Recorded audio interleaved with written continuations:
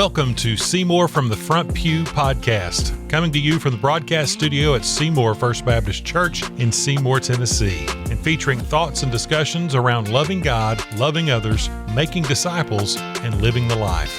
I am your host, Tiger Brooks, and now, on to the podcast.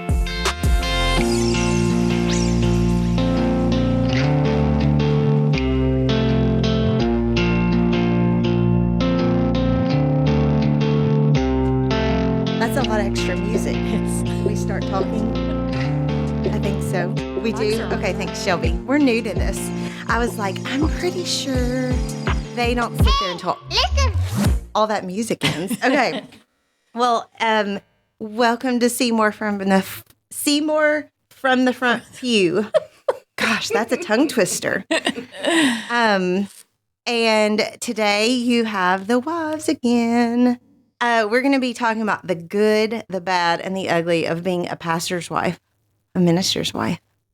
And so we were kind of going back and forth on what to share. And I think one of the challenges that all of us thought about as we were trying to decide what to share, what to say, was that, you spend your life doing ministry with people that you love and you care about. But in that, there's often hurt. Because we're all human, we're all people. Sometimes we've hurt, sometimes we've been hurt.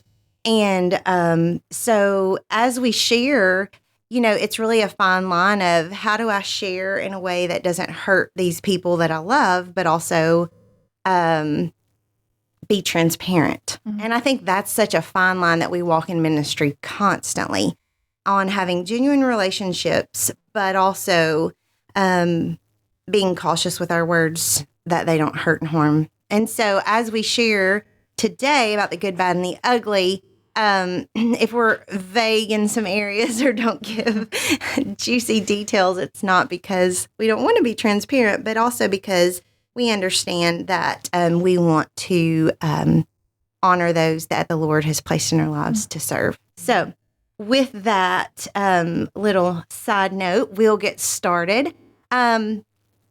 One of the questions that I thought would be fun to answer is what has been the biggest blessing of being in ministry? Am I breathing really loud or are these? I was nervous about that last week. I'm like, it's okay. That's one of the notes I give Austin, early in the podcast. I was Shelby like, fixes that, don't you, Shelby? You're heavy breathers. Well, I would always, last week, I would kind of lean and breathe here and then come back. Okay. Well, I kept coughing and clearing my throat, and that's one thing that Ellie is always on me about. Don't do that in the microphone, like in church, when I'm, on stage. Yeah, I try to be very conscious of it, but it was like clear your throat than start hacking when you're talking. Yeah. It was not a breathing out thing. It was when I breathed in. It was like. I think it's from the 3 flights of stairs walking up. I felt that last week. Okay, I will try to do better about my breathing. And if not, Shelby, you got to fix it. Okay. I'm very self-conscious about mouth noises too. Chewing, eating, noises. I think I have that. Is it missymphonia? Whatever. I'm like, don't eat so loud. But anyhow, okay. So here we go. So biggest blessing of ministry. On that note, we'll go with the biggest blessing of ministry. Who wants to get started?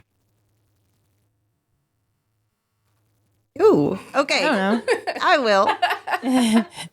I have not pre-thought through my answers on any of this today. So I would say probably one of the biggest blessing of ministry definitely has been being able to see God move and work in such an up-close and personal way. As his people are obedient, as his people follow, we have just seen through the process of one really special one was at our former church, going through a building process to relocate our church completely. And there being a lot of concern, can we do this? And no, we could not have, but the Lord was very faithful in that. And so getting to just walk through that whole process and seeing how the Lord blessed and all that he did. And then here, when we were getting ready to come here, I remember a search committee talking with us and they asked Corey, I think, like, where do you see this church in 5 years or something to that effect? And he was like, well, we'll either be running 600 or it'll be dead. And it was kind of it just depends on, like, are the people ready to do what the Lord is calling us to do? Will the Lord choose to bless? And we see that it's been the latter of that. And that's such an incredible thing. But we also know completely that it has been a work of the Lord, bringing all of us here together, the Lord working and using the people in our church and our community. And so I think getting to see that, and for me as a mom, knowing that my kids have gotten to see that throughout their lives, all of that far outweighs any of the bad and the hard. But I think that's been probably the biggest blessing. I think I could bounce off of that and say, going from the hard and waiting and staying and seeing the blessing on the other side. And I think, I don't know, because I've been married to Jason for almost 13 years. We do see a little bit more of what's going on behind the scenes. So I think that I have seen the blessing differently maybe than a church member, especially through my spouse, who at times, I would say, especially when COVID was going on and we were transitioning leadership and all the things, there were some days he would come home and just sit in the recliner and just like, he was just like, his brain was fried, you know? And so, but holding on and knowing and saying to him, I remember saying, like, I don't want to leave here. I want to see the other side of this. I have hope that God is going to do great things here. So that's been cool. But the thing that I had originally thought, my favorite thing is watching the students and the kids get it.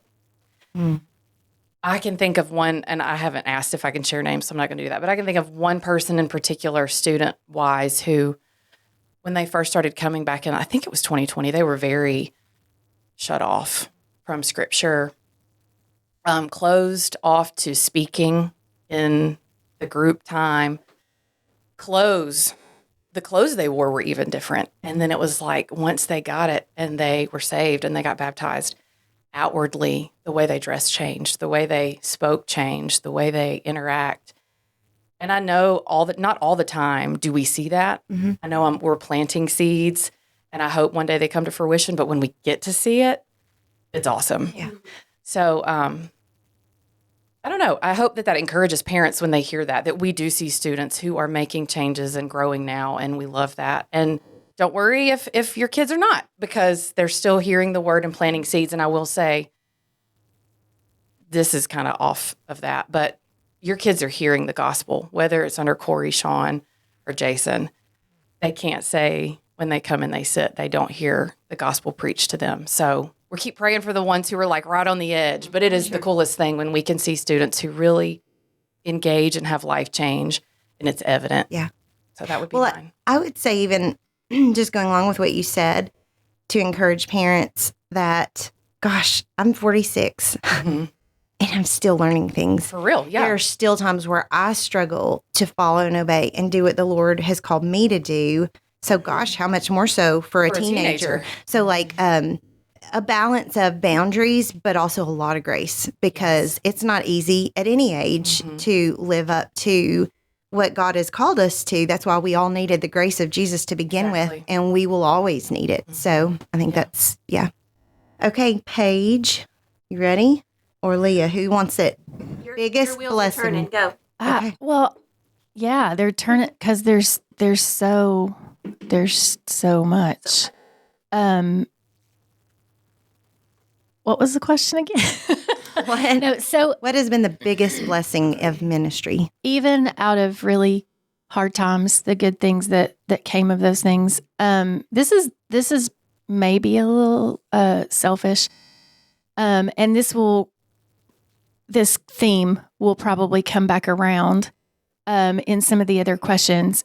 But being able to be closer in proximity to my daughter and watch her come into her own as a believer, and to be able to lead groups and lead worship. And her freshman year at UT, we were in Kingsport. I mean, it's just an hour and a half away, so it's not very far.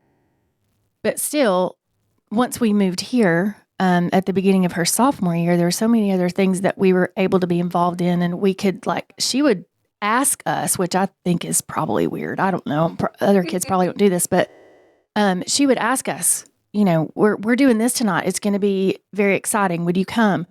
And she's asked, I think all of our husbands have been to the BCM for something or other, so being able to observe that.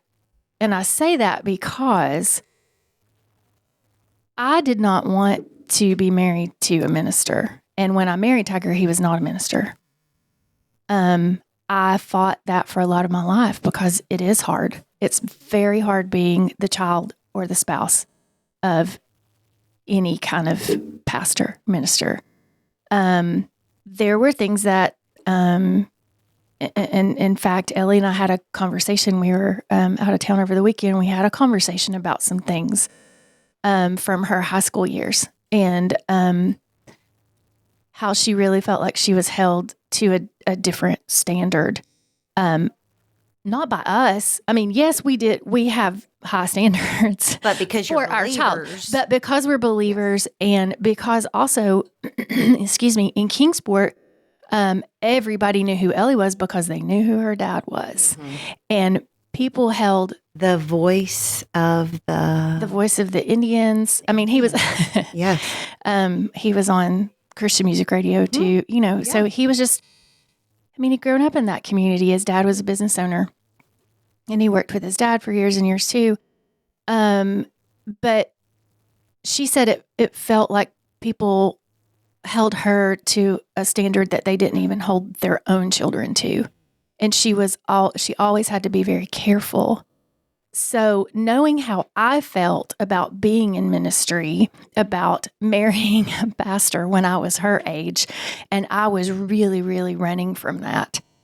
And God had the last laugh about that. But being able, knowing everything that has happened, and we were always very transparent with Ellie. She was like a little adult at a very young age. We were just honest with her about lots of things. So she knows a lot and has seen a lot and has felt a lot very deeply. But being able to be closer to her in proximity and having watched that, and that's been a huge blessing that she's not turned her back on the church. Yeah. Well, and that she loves mission. She loves ministry. Yeah. She's heavily involved. Yeah. And I think I get that. Like, I was a preacher's kid, and I told the Lord I would never do two things. I would never be a teacher because my mother was a teacher, but they did not make good money for what they did. Yeah. And I would never marry a pastor because my dad was a pastor. And I saw like the struggles and how hard ministry was. And yet here I am. Here we are. And there Ellie is. And I think that's a testament to, I love seeing y'all's relationship with her. Like, it's really a sweet relationship, and she's precious. We love Ellie. But, and we're excited about the wedding. Well, I mean, all of us, but just seeing her heart for the Lord and for ministry, it really is beautiful. So, okay, Leah. Your turn. Well, I had, so one of our first church in Mississippi, the pastor, his wife reached out to me. Gosh, this was like probably 6 years ago. She was writing an article, and she's like, I would like to hear these questions, essentially. Best part of ministry, worst part of ministry. And I remember, I think my answer to her was just somewhere along the lines of like, worst part of ministry is seeing up close and personal the way that the enemy works in and through sometimes the church. Mm-hmm. Best part of ministry is seeing the way the Lord works in and through the church. Mm-hmm. And I mean, it has stayed true. I'm like you, like Austin was going to go into academia when we got married. So, and then like the Lord like flipped the switch, and he was ordained, Everett was like 4 months old. Mm-hmm. And I remember feeling in that, we had been just through a lot of like uncertainty. And our first church, like full-time church, was so dear to us. And like it was a really special night. Like he got ordained at the church he grew up in, and his dad had the choir come and sing to Love Our God, which we've done. It was just really special. And like the line of people that prayed over us was like, I mean, it felt like an hour. And it probably was, honestly. So it was just really, and I remember feeling in that like the Lord didn't just call him to be a minister. Like this was my calling too. And how woefully unqualified or disqualified I was for that. And I think the coolest thing, the best thing is watching how patient the Lord has been with me through the process of learning how to minister to his people. And just the way that we have evolved as a couple. And I can look back and like the many, many mistakes we made early in ministry and with our relationships there and our priorities and just the pride and how he has used that and redeemed that to help me have a greater awareness of the way that he can work. And so, yeah, and I also just love, I love seeing the way he brings people together. Like even just in our worship ministry, the people and the fun, like the stories of like how you got here and now you're like a staple in the worship ministry and like it's just really cool. So yeah, and I also do love that my kids are aware but not tainted by the reality of being a ministry family. You know, I don't think that they would say that they would want it any other way. And they love to be at our church and with our people. And I love that too, because it's like I can see, I can just see the redemption so much. So, and the best part is like watching our people worship. Yes. Oh, yeah. I Loved it. think here, our church, I have said this many times, and you were pointing to this. Our church loves our kids so well here that they have thrived. And you talked about Ellie feeling a pressure for who she is or whatever. And I know she's in college now, so probably there's not as much of that for her at this age. But for us moving here right during our boys' teenage years and, Emmy's, elementary years, and your kids are in these growing up years and yours are little. And there is sometimes, we've been very fortunate that all the churches that we have been at with our kids, they've loved our children well. That makes such a huge difference in ministry. Yeah. But I remember being a child and a kid saying to me, if you don't stop, Melody's going to tell her dad. And I was like, no, like Melody's not, like, I'm not, just because my dad's a pastor. You felt very ostracized, isolated, like people didn't want to be your friend because, they thought this, that, and the other about you. And so I feel like our church lets our kids be our kids, and they have loved them very, very well for just who they are. That you would think that's how it's supposed to be, but it's rare. It's rare. And so I'm really grateful. They love them equally. They do. Yeah, they really do. We had a lady, she was sweet and she was really well-meaning. She loved Everett. And she would say in front of our other kids, he is my favorite. Oh, no. Like they weren't old, like they didn't catch on, but I don't think they did. Yeah. But I was like, oh, maybe let's not say the quiet part out loud. Yeah. You know what I mean? Yes. We had a similar statement about your boys are so well behaved. Yeah. I was like, oh my. Oh, ouch. Oh, Yeah, not here. So this was, I think people don't think about how their words, right, resonate. Yeah. I'm sure I've done that though too. So. Yeah. Oh, I have, because I always say, about Everett. I want to put him in my pocket Yeah. or hang him from my rearview mirror. So I can he just cracks me up. He's a funny kid. But Okay. Funny. So the hardest thing that people might not realize about being a pastor's wife, the hardest thing, or ministry family.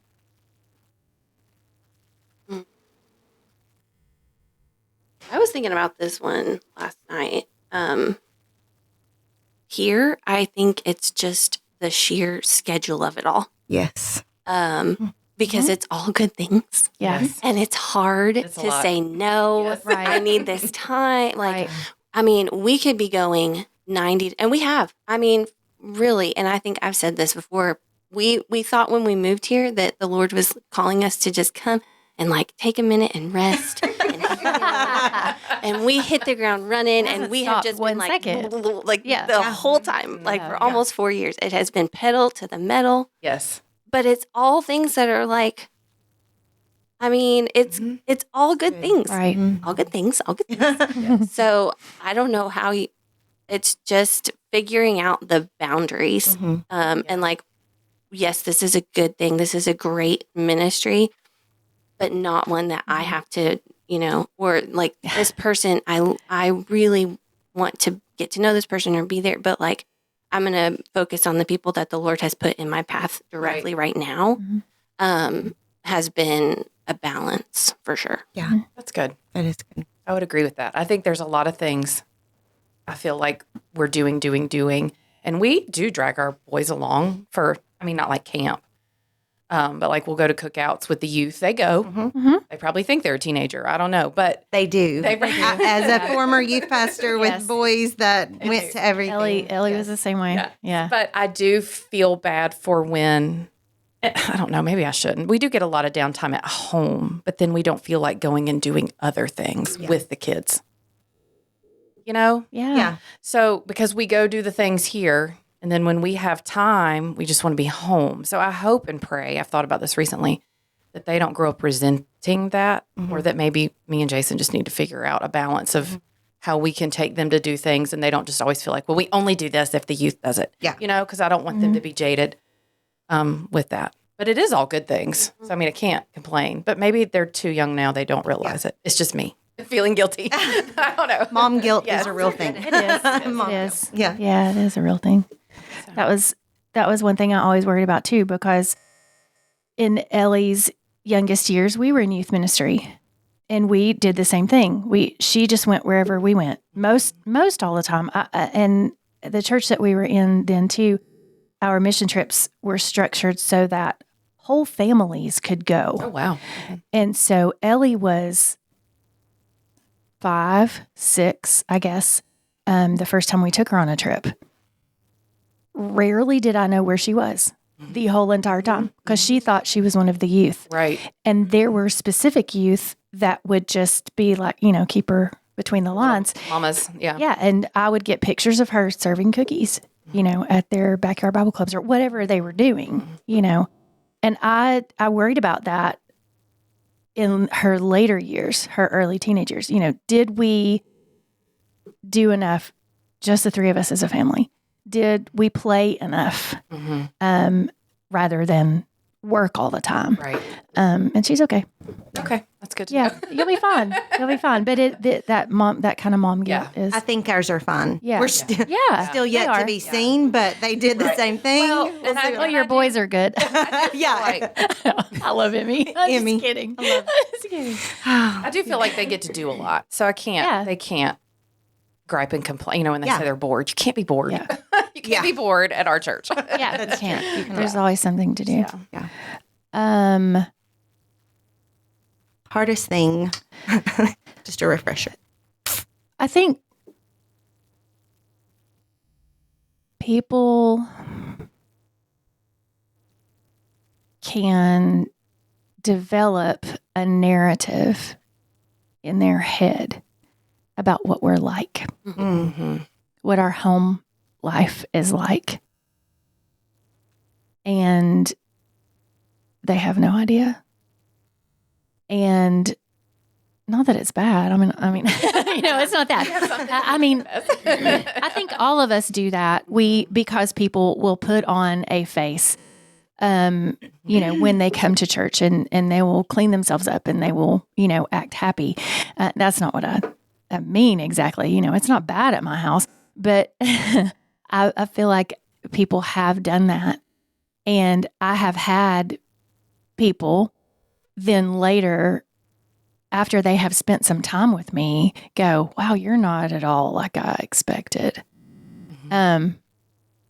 Really? What does that mean? What does that What does it mean? I was taking it as a compliment. Is that Maybe good? I'm always I don't know. I don't know what this person expected of me, but we're just people and we have dirty laundry and there's dirty dishes in my sink right now. And there's, Mine too. yeah, there's grease spots on my,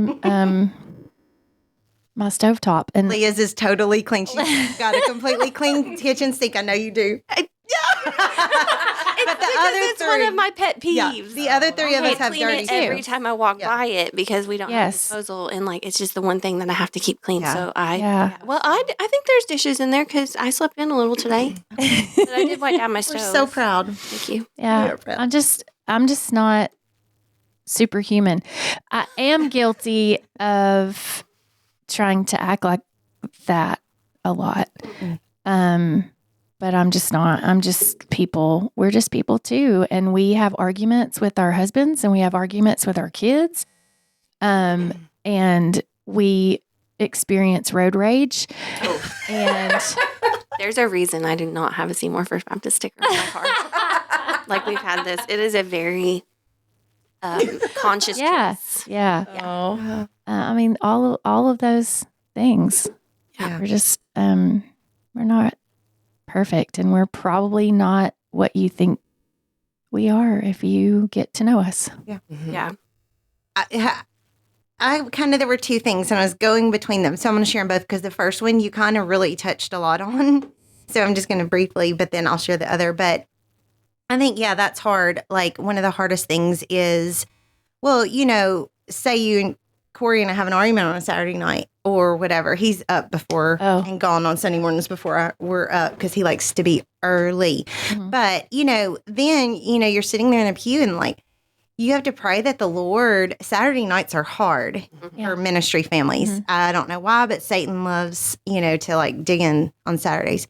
But to sit there and like try to just, okay, Lord, just let me hear this as, a follower of Christ and not like it's interesting you're saying that today because you know what I'm saying? Yeah. That's hard, Right. and as a preacher's kid, that's hard. Oh, yeah. It was for me. I Man. remember one time, Sunday mornings. I love you, Daddy, if you hear this. I love you, Dad. But one time, I sat there and I think I twiddled some hair out, and another time I wiggled a tooth loose. It's like, it's your dad talking. You know what I'm saying? It's just your dad. And I know I learned so much from my dad, but like, there's also, you hear your dad like all the time. And then for my kids, on a Sunday morning, sometimes I'm like, guys, hey, listen. But, sometimes they're like, that's my dad, you know? Yeah. And so I think that's kind of a weird dynamic that people don't necessarily think about, that sometimes it's great because, like, you can see the things that the Lord's been working with and dealing in your lives, and then he's sharing and the genuine heart and place it's coming from. And then there are days when you're just like, whatever. So that can be hard. And then I would say the other part of that, I think, and you kind of touched on this too, but for me, I struggle with names so badly. And also the fact that our church, you pointed out so much happening. I've literally, the first year we were here, things were literally, there was just not as much happening. The church was 270 people. And, we had Fridays, we would go do date days, do all these things, we would go hike, we would go whatever. And it is so busy now that it feels like there's not enough margin for as much of that. And because it has grown so much so quickly, I struggle with names to begin with, but I feel sometimes like I want to cook a meal for every person that's sick. Oh, yeah, I do too. I want to go visit anyone. This is really hard for me. I feel like I can't be what I want to be. I know that people don't always expect that, but I know that for me, at every other church we've been at, I feel like I've been able to do that more. And as we've grown, the Lord is blessing, but that is so hard because I don't want someone to think it's because I don't care. Right. Yeah. And gosh, I remember our first church we went to for Corey to pastor. We had like 120 people when we first went. And I thought, how am I ever going to learn all their names? And I would study the church directory just with tears, thinking, I'm never going to learn all these names because names are really, like I said, hard for me. And so that overwhelm times now, we're 750, 800 people, which is not, some people may be like, our home church at Austin's daddy was my worship pastor and he was phenomenal. And I was so excited to see him and Miss Sandra yesterday. But, it was larger, but I feel like I had grown up in it for a long period of time. So it just, and I didn't feel like I'm the pastor's wife. I'm responsible to make sure these people know they're loved. I'm grateful our Sunday school classes and D groups and stuff like that step in and do such a good job. But there is a reality that I think that's probably one of the hardest things for me is because I'm an empath. Because, and my kids are always like, Mom, you smile too much. You the people are going to think it's fake. They know it's not. But I think I don't want people to feel like that's just fake, that I don't care, because I genuinely do. I can't be everything I wish I could be. So, you can break down the psychology on that later, but that is very hard. It's very hard. Yeah, it is. And there's a lot of, I think too, might be a carryover from past expectations that are not necessarily present now here with these people. But because I'm the same way, I've had to, I've taken a lot of meals, but to the same people over and over because they needed it, with the fostering or whatever that was, or, spouses being gone. And I think, but I could never, all the people, even just our worship ministry alone, Yes. And there are people now in choir where I sit next to Sarah, who does the role, and we're like, okay, we got to make sure, I'm looking up names on Facebook to make sure that we're putting the right, because there's new people all the time. All the time. Yeah. I wish we would bring back the name tags. I really do. Just have name tags out every week. Wouldn't hurt. I would love that. That at all. For everything. I wish my Titus table had the name tags, just to jog my memory. But yeah, there's been times where for sure it's people expect you to perform that's the word. That's the word. And anytime I feel like I am having to behave or do any kind of act a certain way, or do any kind of it's a performance. If it's not something that the Holy Spirit has put on my heart, this is what you need to do for this person in this time, it's a performance. Yeah. And I don't have the capacity for that right now, and I don't want, I've been very not worried, that's not the right word, but aware of just this concept, especially in leading worship, that anything that I don't do for the Lord, that anything I don't do in the Spirit, that everything that I do in the flesh is going to get burned up anyway at the end, And I just don't want to stand there at the end of it all and watch all of this effort that I put in myself and in my flesh just get burned away in the fire, I want it to mean something for Him. So I think a lot, the verse that Jesus, or the times in Jesus' life where it talks about the crowds were pressing in on Him, the crowds were pressing in on Him. And then it says He looked on them with compassion. And I try to remember that, like, even Jesus didn't meet every single desire. He met the needs that the Father sent him to meet. And at the end of it, he was able to say, I have done the work that I was called to do. I always have to bring that up, but I always try to remember, I was like, I can't imagine the overwhelm he felt. The weight of not just the physical needs of people, but their spiritual, emotional needs and the depth of their sin, and knowing that he was literally the only one who could meet that ultimate need. And so I think that helps me to keep going and to just keep trying to meet the needs that I can when I'm able. But there's still that desire in me to meet them all, and the reality that it's not possible. And you see your humanity in that. Okay, let's go to funniest thing that has happened. I didn't know what I was going to share on this, but I'll go ahead and jump in, because when one of you was sharing something about a kid, I don't know, it reminded me, I don't know if this is probably the funniest, but it's probably the funniest that I can share on here.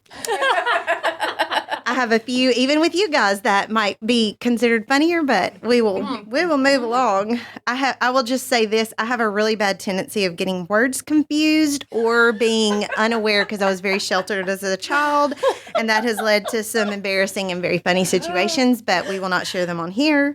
So probably one of the funniest things that has happened in ministry, when Caleb was, I think, 4 years old, maybe 5. We'd brought on our very first full-time youth pastor to our church in Paris at Maplewood. And Caleb was always a little grown up because he grew up with the youth. He thought he was a youth. At less than 2 years old, when we first met with the committee there, one of the deacons, he's in his late 70s now, said, I've never had a 20-month-old carry on a full conversation with me. But Caleb has the gift of gab, as do 3 of the 5 Canes. And so we don't know where he gets it from. But he was with us on a youth ski trip. And we have a brand new youth minister. Corey has done this trip for years, but he's, letting the new guy handle it, right? Because that's his new job, and you got to delegate, whatever. So, Daniel, if you're listening, you'll remember this, but, he's still a dear friend. But Daniel, we got there, we had like 50, 60 kids, I guess. And we walk in, and Caleb, we're assuming, kind of like Jesus, you assume he's with somebody else. That's what you do in ministry, like Mary and Joseph did. Your kids, but they're fine. They're fine. I'm sure there was somebody. Yeah. Well, we just assumed that he was with the youth, and he walks over, and he was like, I noticed they didn't have a table set up for us when we got here, so I spoke with the manager, and they're getting it ready. And he said this to our new youth pastor, our 5-year-old child, and we were like, we are so sorry. We know you can do your job. I mean, like, we know you are capable. I'm sorry. Our 4-year-old is trying to do it for you. Yeah, that was, so we had to work with him on, hey, bud. That's great. Hey, bud. Spoke to the My man. Stay in your favorite lane. story is the one about on the airplane, and you were trying to do the anti-nausea medicine. Oh, gosh. Tell that one, because it's just so funny. Yeah, I can. That one's a safe one. Okay. It's so funny. We were headed to Honduras, which we went to lots and lots. I have never had motion sickness, never had car sickness, never get sick on a plane. And my friend Becky had these motion patches, the motion sickness patches. I forget what scopolamine. What is it called? I don't know. She knows all the medical words. So she's like, does anybody need a whatever patch? And she's like, here you go. Hand them out. Just handing them out there. Just handing them out. And she's like, do you want one? I was like, okay. I was like, okay. Same with the epidural. I didn't think I needed one. They were like, it's the last chance. I'm like, okay. They were like, no reason to hurt now. So I was like, okay.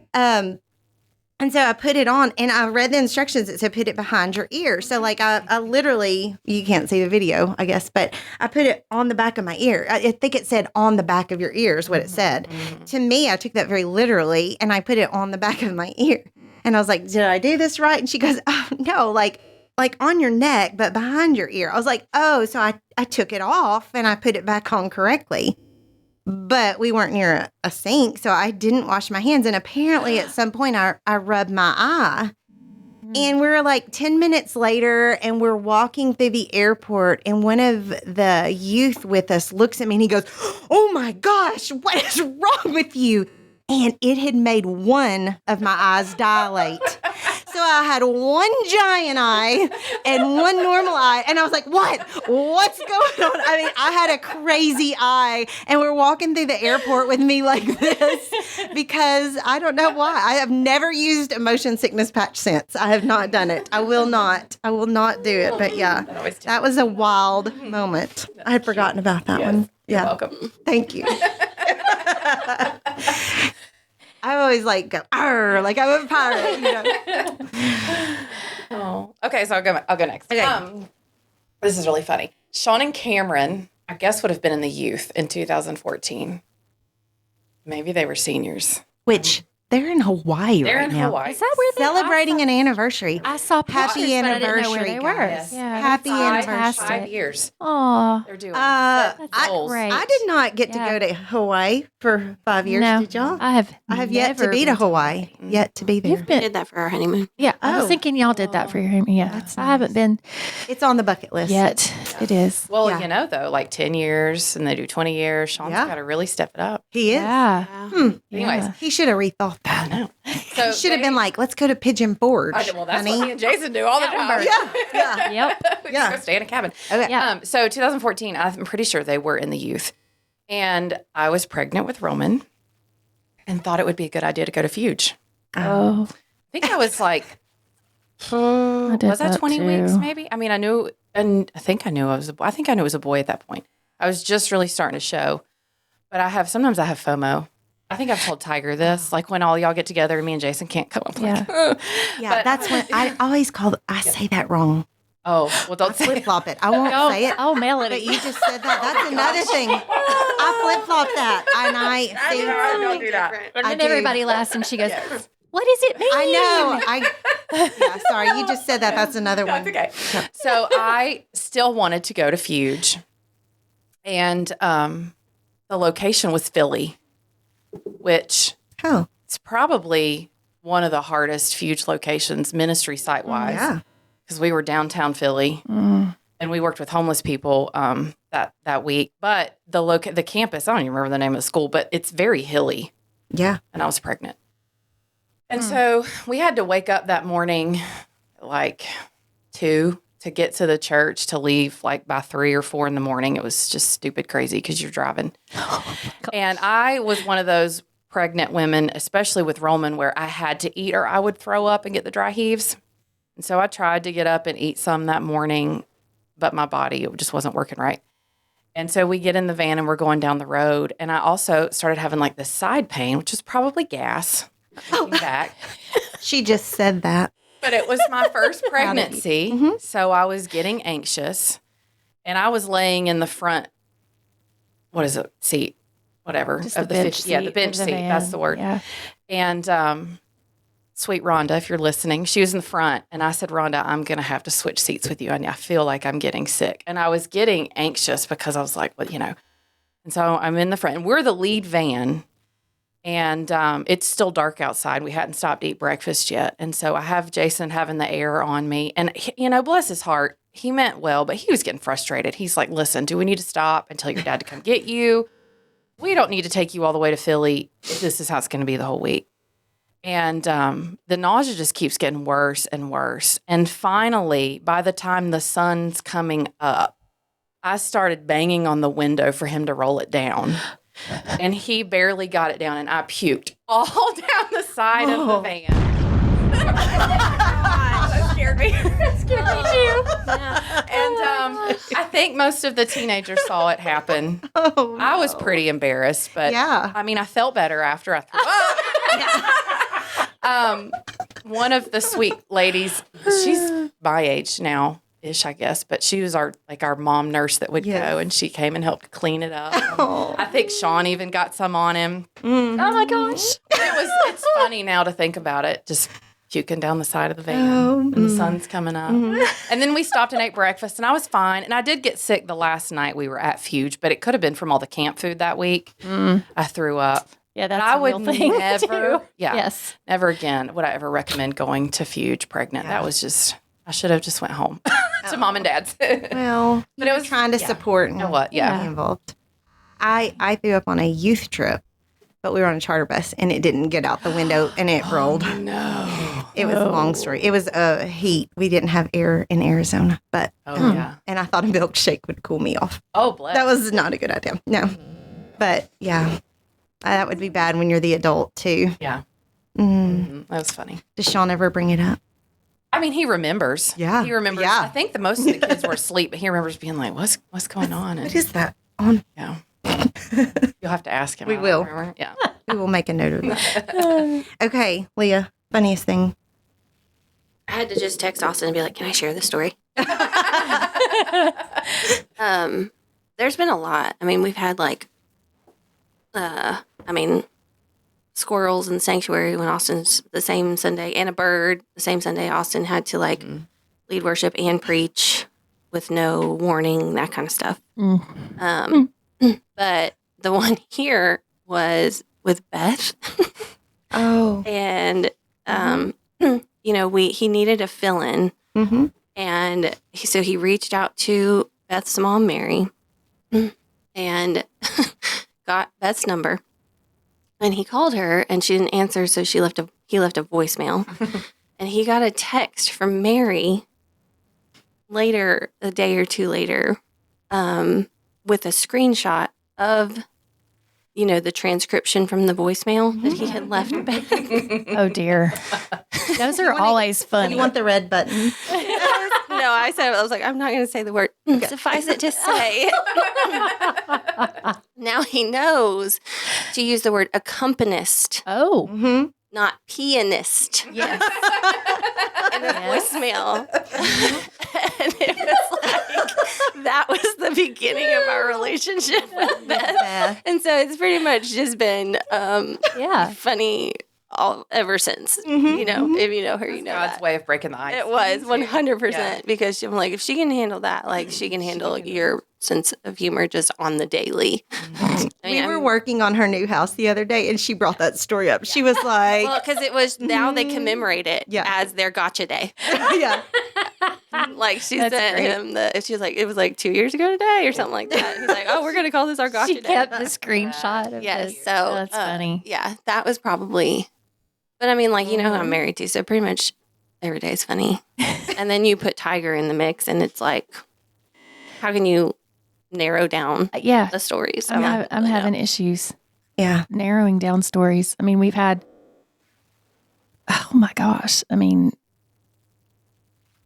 years of funny things that just keep sticking out about one of our pastors did a cannonball into the baptismal pool. It was one of our, this was years and years ago, when Jeff Slaughter still did the music for the the VBS music. Oh, yeah. And it was some sort of ocean theme or something. And he ran, and nobody knew he was going to do it, and he does a cannonball into the baptistry. This was a kid or Tiger? No, our senior pastor at the time did it. Tiger doing a cannonball? No. Look, the preacher's kid and pastor's wife and me is like, that is not very appropriate. I know. He was. This guy was. He was the same height as Tiger, but he was not as hefty as Tiger. I guess hefty. I don't know the word. Built. Yeah. He was a much leaner build guy. Man, have y'all ever had people get baptized and come up and swim through the baptistry? I don't know. So I've not seen anybody do it here, but I don't think we did. We had a girl in our previous church that, she went down and he brought her up, and she did this. You can't see it Swam out? except if you're watching on YouTube. She just swam away. I'm a mermaid now. Yeah. And the senior pastor was baptizing her. And we had this little tradition where you would get a candle, to commemorate. And there was a saying that went with it and everything. And he was like, I can't really call her. I can't really say her name. We'll call her Jessica. Jessica, and he had to say this, to the whole congregation. Of course, everybody's laughing because she did this. Nobody had ever seen this done before. Jessica, you might want to come back. I have to, we're not done. I have to do this. After she swam out? Yeah, after she swam out. Breaststroke, the butterfly, just freestyle, just to glide. Just to glide away. And there was another one that happened where we said, we had a bird get in when we were at the Glenwood campus, when Tiger was a campus pastor in Kingsport, Glenwood campus of Indian Springs. The baptistry was very much like it is here. It's in the center, and then there's stairs that go up on either side, and there's little areas on either side. And somehow a bird had gotten in up there, and you could hear it, during the whole service, flying around up there and running into walls, and it was just chirping and everything. So several of us, it was Tiger and my friend Julie and me and several other men, were chasing this bird after church and chased it into one of the little bathrooms. And the guys were going to beat it to death. Oh. And we're like, because they didn't know what else to do with it. Funniest moment. We didn't know. What do we do with this bird? And Julie just walked in. I think pretty much she has this weird way with animals. She just walked in and we closed the door behind her so the bird wouldn't get out, and she just comes out and she's holding that bird. Y'all are going to just bird whisper, beat this bird to death. And here it is. I'll release it outside. That is, Tiger going down the interstate last fall, almost this time of year in Chattanooga, and hit a ladder in the middle of the interstate, driving Melody's car. Yes. Oh, no. Yes. Yeah. Were you? Oh, yeah. You were with us. Yeah. You were with Corey and was the Caleb only were one, not with us, but we were like, what was that? It was a ladder. I didn't tell Corey that Tiger ran over a ladder in my car. Tiger ratted himself out later. I didn't say anything about it. I was like, we're going to have to pay for It's good. It's all tire and a wheel. To go over ladders. How do you do that? Yeah. How do you not see a ladder and swerve? Okay, final question. Here we go. What I wish people knew about being a minister's wife. Oh, about being a minister. I didn't know if this was generic, what we wish people knew. Oh, okay. Well, we can do that. We can do. How to merge into traffic. Well, how I'll let to you drive in the decide. fast lane and then get over. Exactly. I'll let you decide which one of those, I guess. If you had something else in mind, that's fine. I hadn't really. What do you wish people knew? People knew.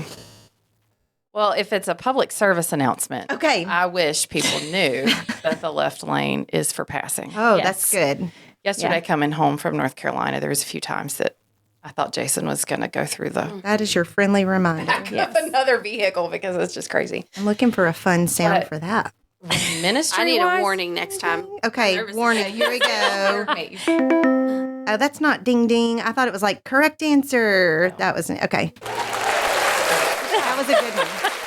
Left But I lane don't know, for passing. ministry-wise. Y'all go. I can think about it. I don't know if I have. I don't know. I think I said this in my other one, and we've talked a lot about our kids too. But we're just people too. Mm-hmm.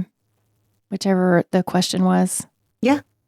That you asked. The hardest thing. was that part of my hardest thing? Yeah. And that our kids are just kids, and be gracious with them, because I think sometimes too, because Caleb being the oldest and Ellie being the only, there are a lot of birth order characteristics that are very similar for them. So that when Ellie acted her age, I was very frustrated with her. I was like, what is wrong with you? Oh, you're 6 or whatever. Why are you acting like a 6-year-old? Because you are 6. be gracious. Be gracious with us because we're just people too. You mentioned hating that people would think that you don't care about them or, and I struggle with that too because I don't enjoy cooking for people. Mm-hmm. I love people and y'all are good cooks. I love those people that determined that have that. Well, everything you've thank you made, I have is very good. Yes. Yeah. But I love those people, and I love that you have that gift, and you have that. You're compelled to do that for people. It makes me so nervous to cook for other people, and it's not that I don't care about you either. I just don't. That's not usually the way. Mm-hmm. Let me buy you something. Yeah. That's the way I show my love. I flopped one time when I fixed a meal for somebody here. They were eating gluten-free. I was new to learning about gluten-free. So I was like, what can I make with this chicken or pork chops or whatever that is gluten-free? And so I was walking up and down the aisles, and there were instant potatoes, and they said gluten-free on them. I, at the time, did not realize that regular potatoes were gluten-free. So I made these box potatoes for the first time in my entire life. And I made dinner for us and for them. I took theirs over. And then when I got back, my kids literally turned their plate upside down and they stuck. And they're like, what is this? I was like, well, they're gluten-free. So yeah, that kind of made me anxious after that, too. I was like, I'm just sticking with what I know. I was sticking with what I know. So, okay. What do you wish people knew, Megan? Gosh, I don't know. Oh, I mean, you did the traffic. But is there anything else? You still thinking? I don't know. I mean, I feel like I am personally would be the first to be kidnapped. Or if, I don't know if I could say, Shelby laughing. Like, I always see the good. Expand on that for us. Oh, I didn't know where you were always see the good. Okay, you're very trusting. Okay. Very trusting. Okay, I'm very trusting of people. So maybe sometimes that can get me in trouble. Yes. I don't feel like I'm very good with discerning who to always trust. Mm-hmm. Mm-hmm. And I can be too much of I'm not a blabbermouth, but I can be too maybe open and vulnerable. Okay. Maybe. I think that. I don't know what other people think. But sometimes that too, I would say too, I don't feel like I care as much what other people think about me. Mm-hmm. I feel like I am myself. Mm-hmm. But I do know when I went through postpartum depression a few years ago, that was a whole nother thing because I was not myself. But I do think it's good to just be vulnerable and say, I think that I am too trusting sometimes. Sometimes I'll have to ask Paige and Leah, what are your thoughts on this? Because I don't want to overshare to the wrong person. I am also an oversharer. Yeah. But I will say that in time, I think you start learning to discern more, even if it's not your personality. Right. I think some of that comes with being burnt a few times. Maybe. Yes. Yeah. Well, and one of the things about, Brene Brown calls it vulnerability. What's that mean? Saying enough like that. And true vulnerability requires boundaries. Mm-hmm. And like sharing your story with people who have earned the trust to hear it. Mm-hmm. And that is a balance for sure. Mm-hmm. Because we do want to be open and we do want to be honest and we want people to see our humanity. I think that's a desire here that I'm picking up on as like a common theme. But that it has to come with the discernment of the Holy Spirit. Yeah. Is this person a safe place to share this part of my story? Not that I want to create disconnection here, but I want to build connection. Right. And if I share too early, that is going to be a detriment. Mm-hmm. You know what I mean? So, yeah. Once that has been used against you, too, it's hard to, not really hard to come back from that. I don't know what I'm trying to say, but. You're just vulnerable. You're just putting it out there. Yeah. And I think the older I have gotten to, the less I care what people think, and I am who I am. And if people get to know me and know what I really am like, instead of using the narrative that they've made up in their head. But yeah, that discernment to know how much to share with people. Yeah. What do you wish people knew? Yeah. So, fuzzy blankets are always a good idea if you're ever looking for a way to, give us gifts. No, I was thinking about it. How much it means to me when people are like intentional to like come up to me, and not just me and Austin, or like, and we talked about this in my Titus table, calling me by my name instead of Austin's wife. Not that I don't love that label, but I was thinking about like this couple that didn't even really know us, but we had been to dinner at their house one time, and I had mentioned that I loved Diamond Rio. You guys know how I feel about Marty. Yeah. And they had some connections, and Diamond Rio was here in Pigeon Forge, and I came to church on my birthday, and I was unpacking and some like pretty heavy emotional things that day, and just wasn't really sure. Like, I knew that there were some people in my life that weren't going to acknowledge my birthday, and I was struggling with that. And I walked in, and Austin was like, "They left you a gift on the soundboard," and it was a Diamond Rio shirt with Marty had signed my name. And she like tracked him down in his tour bus to get him to sign this for me, because she knew that I loved him. And I'm like, that kind of stuff just means so much. To be seen. Yeah. Because there's a very, very, very distinct difference. And I think what I'm picking up on is there's a difference in being seen and a difference in being perceived. Oh, yeah. And we are being perceived all the time. And that's part of the reason why I stepped back from the music ministry. If anyone's wondering why they didn't see me on stage for a couple months, was because I talked to Austin about going into the season of practicum and counseling. I felt like I needed to have a space where I could figure out my own worship language again without the pressure of being perceived on stage. And I just wanted to be part of the congregation. And it was very helpful for me. I feel like my worship is more free flowing now, and I'm able to kind of compartmentalize. I know I'm being perceived, but that's not where I'm focusing, because after, 18 years almost of helping him lead in worship, I'd never not been on the front row of the choir. And so just the very distinct difference in what it means to be seen versus to be perceived as something that maybe is not completely accurate, but everyone's perception is reality for them. Right. Yeah. So, 100%. My watch is loud. That's good. I think just kind of wrapping up, tagging along with what all of you said, I think, I don't know that this is what I had initially thought, but just genuinely that small acts of kindness toward us as ministry families, it means the world. And we have been so blessed by that here. I think it just fuels our, the scripture where Paul talks about like being a blessing to those in ministry. This church does that so well. And I think that's partially why we have been able to just continue at this crazy pace. There definitely is going to have to be some time for rest. Corey and I have done ministry. We've been married 24 years, and we have been in ministry that entire time, and he has never had a sabbatical.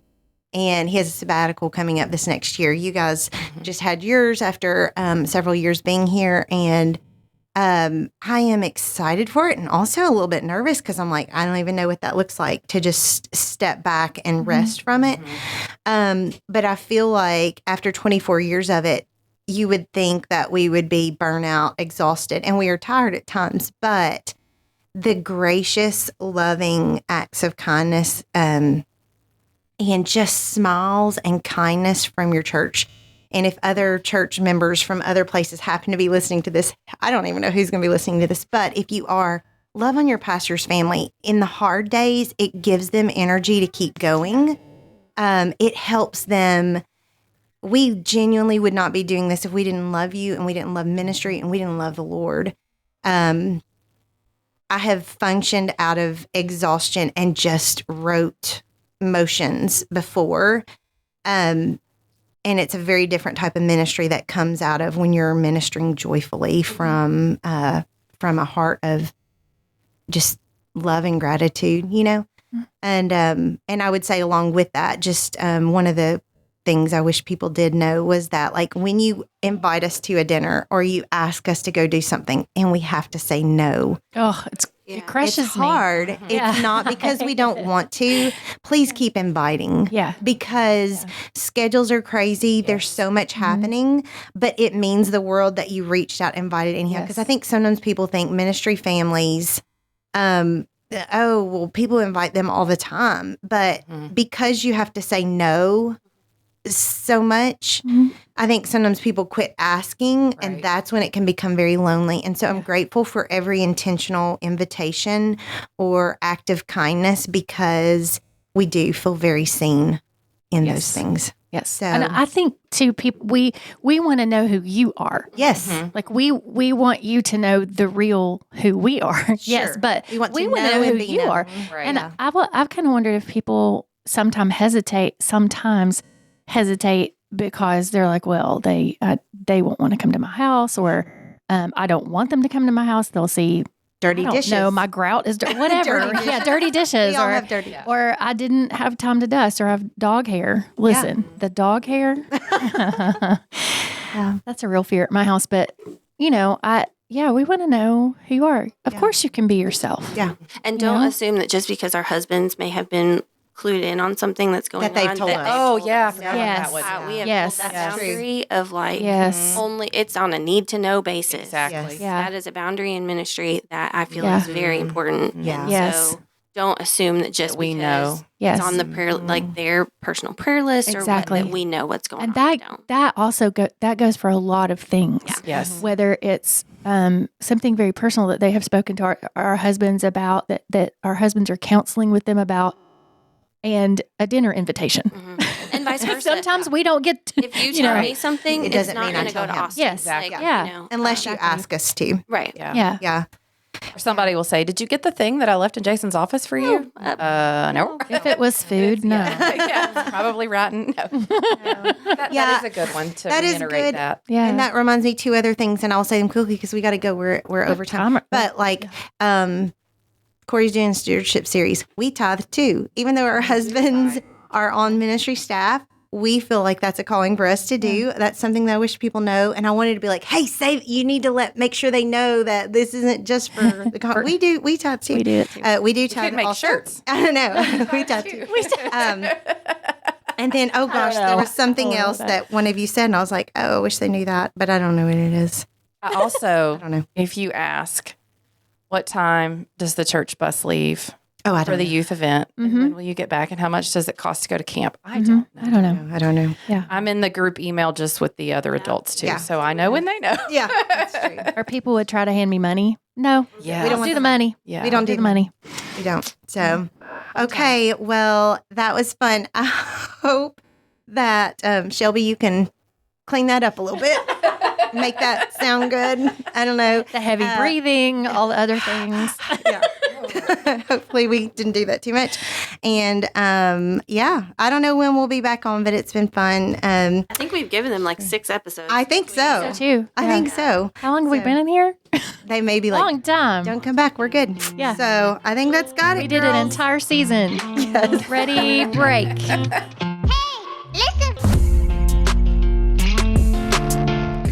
Thank you for listening to Seymour from the Front Pew. Our sole desire for this podcast is to glorify God by educating and encouraging His body.